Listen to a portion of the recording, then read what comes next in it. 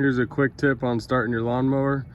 So I haven't ran this one in about a year, and it was giving me some trouble. It wasn't starting at all.